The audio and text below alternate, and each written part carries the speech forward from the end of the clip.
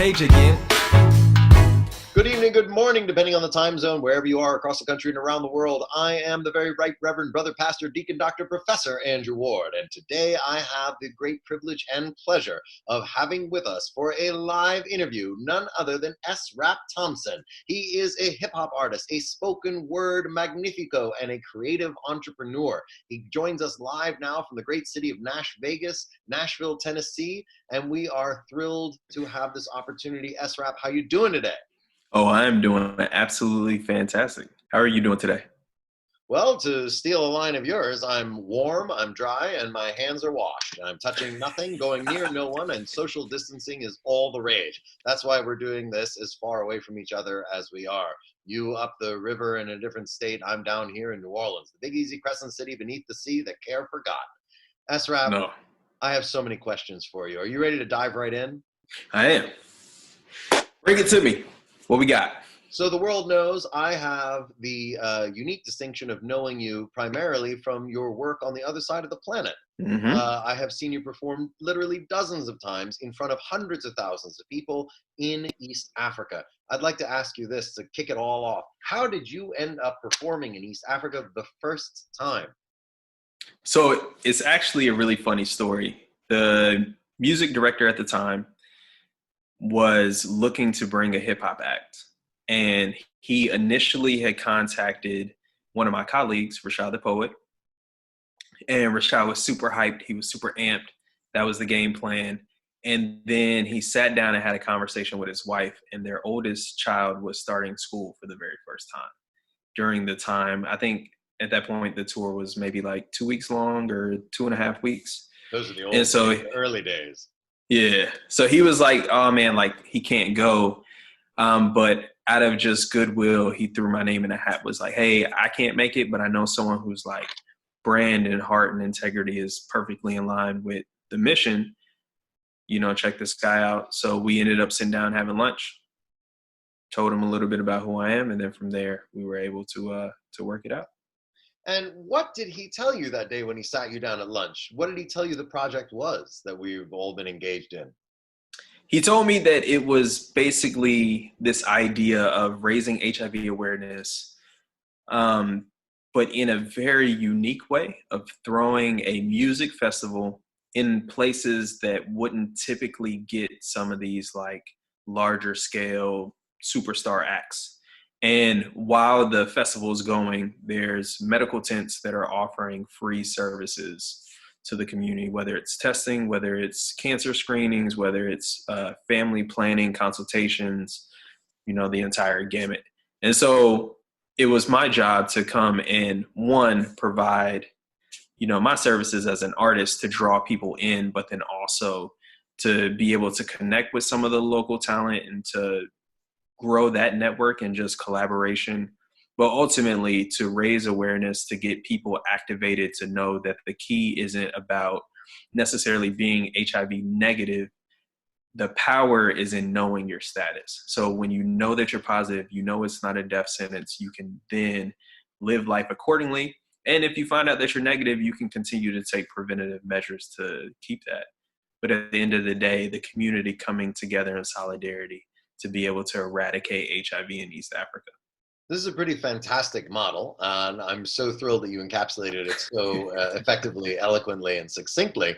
I'm really curious, and I know a lot of our viewers would be too, what was that first time like? You fly to the other side of the planet, you go to Uganda that time, if I'm not mistaken, and you meet up with all of these crazy American musicians and wild Ugandans and health providers and community leaders, and then suddenly you're on stage and there's 20,000 people. What was that like? While people are getting HIV tests and finding out their status, while people are doing cervical cancer screenings, you're performing. I mean, what was this for your brain, your heart, your soul?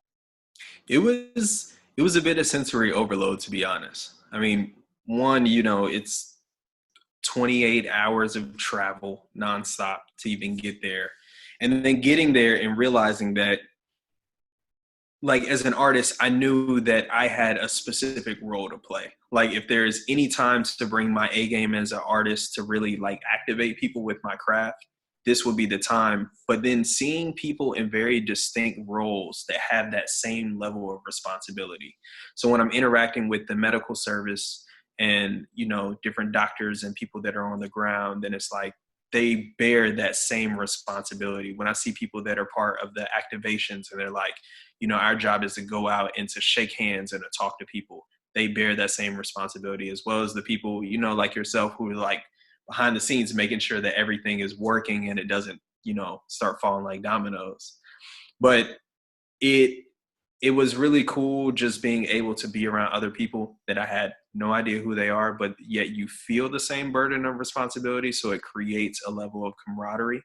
And at the end of the day, being in a space where, even though I'm the person that's on stage, I'm the person that's performing that people see, but knowing that it's not about me, but it's about the community. That was a transformative experience, especially being able to talk to people and they're just like, man, like, you know, your music has impacted me. Your music has made me want to step up. Your music has made me want to really live a better life. And then just being like, you know, this is, you know, trying to keep my game face, but you know, but I was like, man, like this is a lot, because I'm changing lives literally with my music.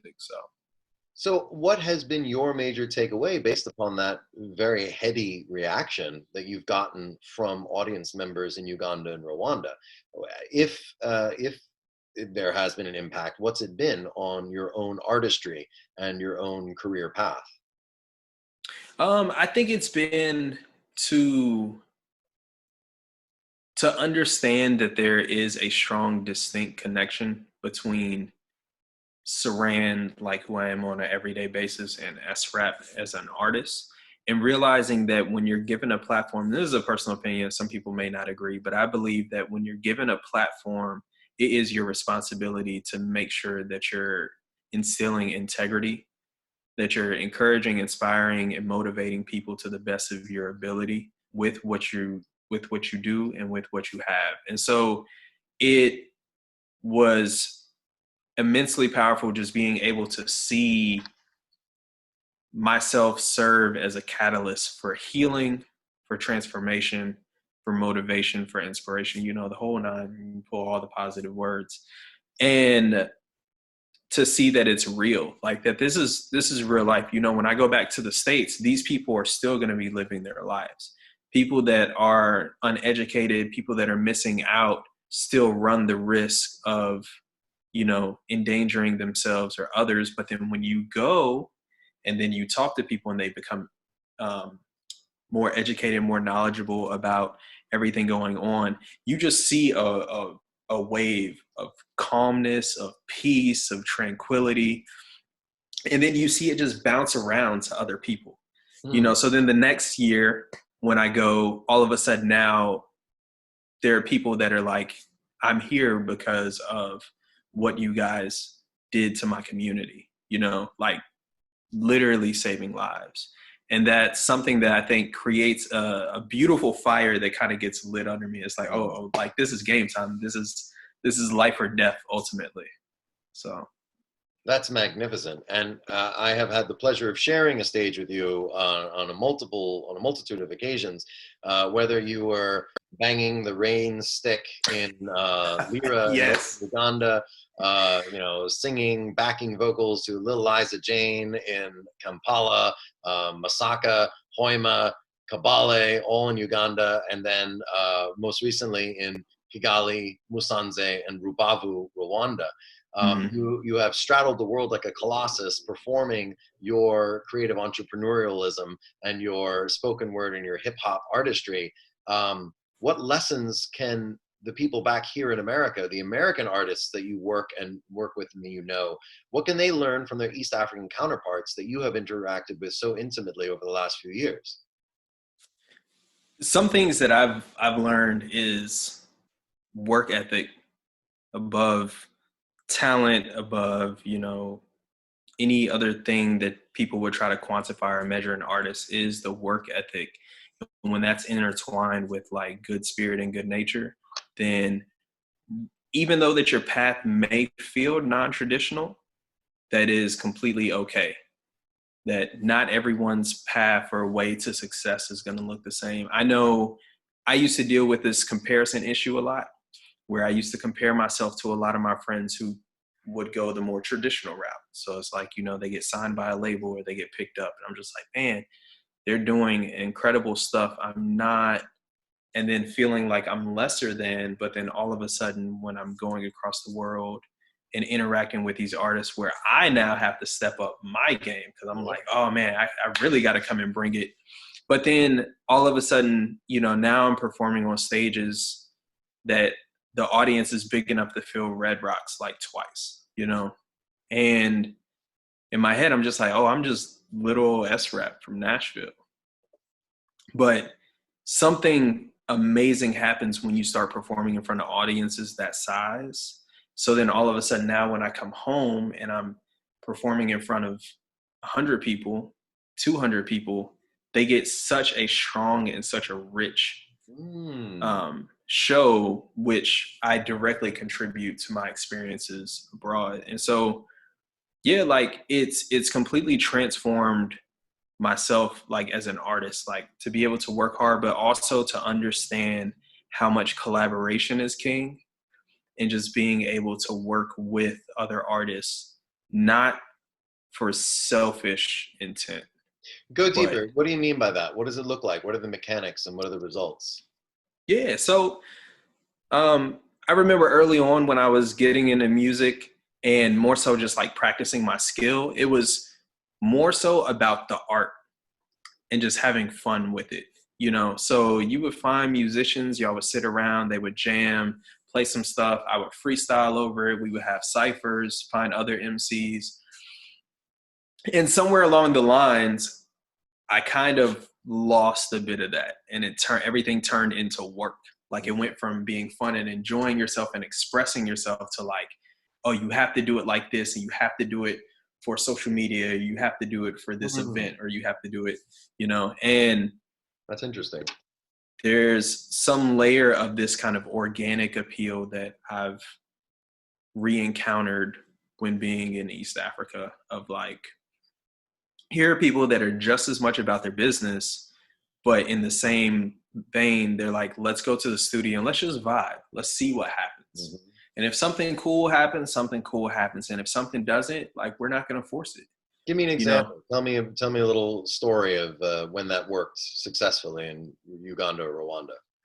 Yeah. So 2 examples real quick. The first one was the first time I stepped on stage when I was in East Africa. I know we were in Lyra and there was a guy, Prince Yubu. And hilarious guy. He looks like a kid, but he's, yeah. Anyway, so we meet him in the park the day before, and it's like, oh, like, who is this? He's an American artist. And then he was like, oh yeah, I'm one of the performers as well. So it's like, cool. So I was like, I'll tell you what, sing something for me and I'll rap for you, right? And so we did this like exchange of art, and I ended up like freestyling for him, and he was just blown away. So then the next day, right before he goes on stage, he was like, hey, I want you to come on stage and rap with me, just like we did yesterday. And I think before that show, the biggest crowd I had probably seen was about maybe like 1,500 people.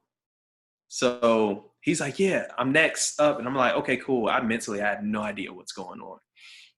And I get up on stage, and luckily he's like talking and doing an introduction, and I just see a sea of people. And I'm like, what did I just step into, And so between that experience, it felt so live and so organic, because I saw just like how much he lit up, and just being like, man, like, you gotta come on stage, And then the second time was when we first went to Rwanda to do our first concert there, and I got to meet Clement, I got to meet Igor, and we went to the studio. It was me, Igor, Clement, Rideman, and Daniel Sauls. And so we just like, let's make something. And so Daniel was like, oh, I got this beat I kind of been working on. So then like he's showing Igor because, you know, Igor is this musical prodigy that's like, oh, show me how you use this Ableton pad and I'm gonna play keys and guitar on it and sing.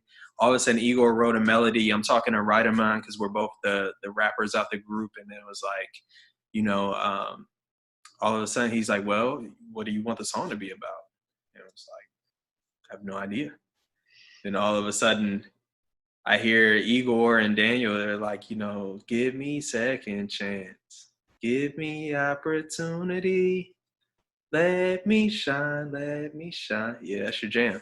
And then from there was, yeah, you know, and then from there it's just like, okay, Writer Man goes over there and he's like writing a verse. I'm writing a verse, and then it was like, this is incredible. And I think so much so that like the song is still unreleased, but it strengthened and solidified a relationship with Ryderman, with Clement, with Igor, that truly allowed like a mutual level of like respect and understanding, because the music industry in East Africa looks completely different than it does here in the States. Tell us a bit more about that. I mean, you've been to Rwanda alone 4 times now.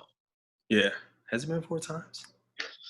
Since that first concert where you just did one in Kigali to now this recent tour where you did Kigali, Musanze, and Rubavu in the space of a single week in February during the Tour de Rwanda concerts 2020, right before you know all of this madness happened.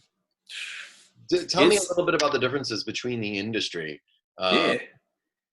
So on one hand, internet and data is a bit of a scarcity over there. So it's more like you don't have a full-blown phone plan where you have unlimited data. It's like you kind of get a SIM card and you load it up with an amount and certain amount of data. Then when you deplete it, you go back and you charge it. So a lot of streaming services aren't over there. So Spotify isn't really over there. I think Tidal just got there. Apple Music isn't really a big thing. Whereas here, for an independent artist, this is kind of like your holy grail, is like streaming. And so, which is interesting because also like for myself, I'm a little bit more of an anomaly where my live show is my holy grail, not my streaming. And so to be over there where live performances is kind of the main thing, live performance and radio. Whereas here, people don't really aim for radio as much. Bless you. Thank you. Notice what I did, by the way. Public health service announcement. Sneezed right into my elbow. There you go. Yeah, it's a very remarkable differentiation that you just tapped on there, SRAP, and we see you know the joy of coming out on stage in front of 26,000 people when the live concert is the thing, and nobody's making money off of royalties. Nobody's making money off of sold albums over there. Everything is about getting the largest crowd possible. You use your recordings, essentially, correct me if I'm wrong, to promote your next live show. Mm-hmm. But the interesting thing is the artists over there are used to performing in front of hundreds and thousands of people, to where they're just like, oh, you know, like these concerts they're a little bit bigger and extravagant, but they're not too far off bases. Whereas to hit crowds like that in the US, you got to be like a Drake or Beyonce or Rihanna. Like you have to be massive. So how does it feel to be Uganda's Drake? It's great. I don't think that I'm worthy of that title, but I can say that I've been fortunate enough to collaborate with Uganda's Drake, Rwanda's Drake. So. And the Beyonce and all the rest. Yeah, for sure. Yeah. What kind of work are you doing now regarding the pandemic? You know, that has me sneezing into my elbow, that has no live performances happening anywhere right now. Are you doing spoken word PSAs? Are you doing raps about hand washing? What does the pandemic do to SRAP's artistic flow? It, one, buys me a lot of time. So I know for myself, I know for a lot of creatives I interact with, biggest things like, man, I just don't have enough time. I don't have enough time to write. And, you know, and now it's like I have all the time in the world. a lot of it is also just personal growth and development. So just making sure that, like I'm healthy physically, mentally, spiritually, but a lot of recording, writing, producing, trying to figure out what things are going to look like on the other side of this and how that's going to change the world and change large gatherings and change the entertainment industry. So it's a lot of like strategizing and yeah. Oh yeah, and your mouth to God's ears, SRAP. Whatever this is, hopefully we will learn the lessons of this particularly strange time, apply them, and keep with them, and not let the good parts of what's happening just be a flash in the pan. Yeah. Um, I'm sure a lot of people are watching this because they want to get a little taste of the SRAP compendium, of the catalog of SRAP. Would you mind, giving us a little sample, especially for those the people watching right now who have known you and admired your work for a long time, but also for those who maybe haven't, and this is going to be their first chance to, go down the rabbit hole of SRAP. Yeah, sure. Let's see. And I've been in the stew cooking, drop the oven door for the heat. Human beast, improv a monologue, rhyme anomaly, fold a crease, iron me while I be popping like I'm grease, wordsmith with the truthful, timeless speech. And I done fell into some pits, but I climbed out.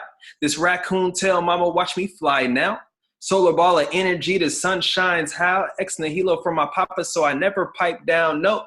Fire flower got a flame that can't devour me. Be a star and leave a trail for their eyes to see. Show them you won't crack like whack pottery, cause honestly, I be attached to my dreams like we Siamese. Now slice these budgets, but can't cut it, so I write needs and find these solution. My energy's kinetic, potential stored in my movements. All that negativity is simply noise pollution. So forget your enemies, even if your tank on E. Be fueled by your passion. Let it solar power you past pain and any misery. I know that you can do it. Resonate and feed your soul with this music. Yeah. Build a bridge and don't burn. The soul is flammable. Your struggles is understandable. Let me be your catapult. We all need a second chance. It can't reverse time. Hindsight is 2020, so don't live your life blind. Yes, indeed. Oh, I love it. I love it. A man who has refused to follow the more traditional route, a creative entrepreneur, SRAP Thompson, up from Nashville. Amazing what you have managed to do in such a short time. The following that you have created on multiple continents with hundreds of thousands of people. The social media sphere is grateful to have you in it. And the Global Livingston Institute is very, very grateful to have you on board as well. Would you mind telling us, just in closing, your reaction to the mantra of the Global Livingston Institute of listen, think, act, how that fits in with your own personal philosophy and dealings, and perhaps how we can create a better world together using it? Oh yeah, it completely flipped everything on its head in terms of how I see and interact with organizations, with businesses, but also just how I interact myself and personally. First off, I have to give a big, huge thank you to GLI for everything, these opportunities that have been life-changing. And I learn how GLI moves through those three words that are so powerful and so dynamic that if you apply it to any avenue of your life, you will see just a surplus of transformation. So to listen, whether it's to the community that you're working with, to people that you're interacting with, whether that's to yourself, to your inner nature, whether it is your internal nature, your inner desires, your dreams, your aspirations, you have to listen, period, to really be able to fully understand what it is that you're working with and what it is that you're trying to work around. As a wise quote that I'm not sure where it came from, but it was, that we were given 2 ears and 1 mouth for a reason. And so you listen first, then you think about it, sit down and communicate with the people, communicate with yourself what is the actual problem, what are some potential solutions, how can we execute, and then from there, when everyone is on the same page, then you act. It has been a foolproof philosophy on so many levels and realms that I'm just like, This is the cheat codes right here, you know, because everybody wants to act, think, and then listen. Yeah. But, you know, it's like, nah, like listen first. And if you listen, it'll change a whole bunch of stuff. You'll learn. A lot of people don't even want help. They just want somebody to listen. And then from there, you can now get to the root of things. So for me, it's transformed how I write. You know, it's transformed how I engage with people. That has also helped me develop meaningful, lifelong relationships versus keeping everything transactional. So, Lifelong relationships rather than purely transactionality. I love your terminology of a surplus of transformation that comes as a result on an individual level, group, community, and perhaps even global by starting with the listening and then going from there. yeah. SRAP, you've been incredibly generous with your time, your talent, your love, and your skill and your ability over the last couple of years. Last question. What are you looking forward to most when the quarantine is over? Traveling. I just want to go to a beach somewhere.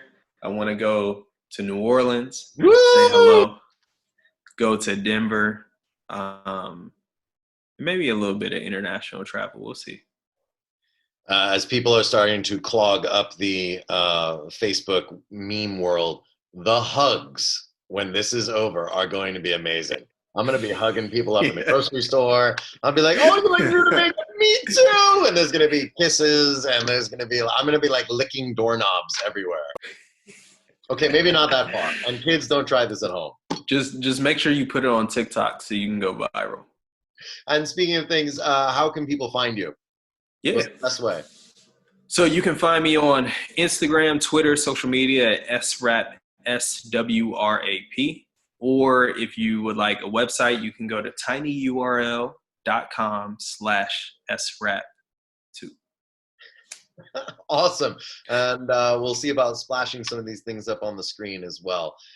This concludes our very first GLI artist interview. That's wrap. Again, thank you so much. And you take care. Peace out. Yeah. Thank you. And tell everyone I said hello.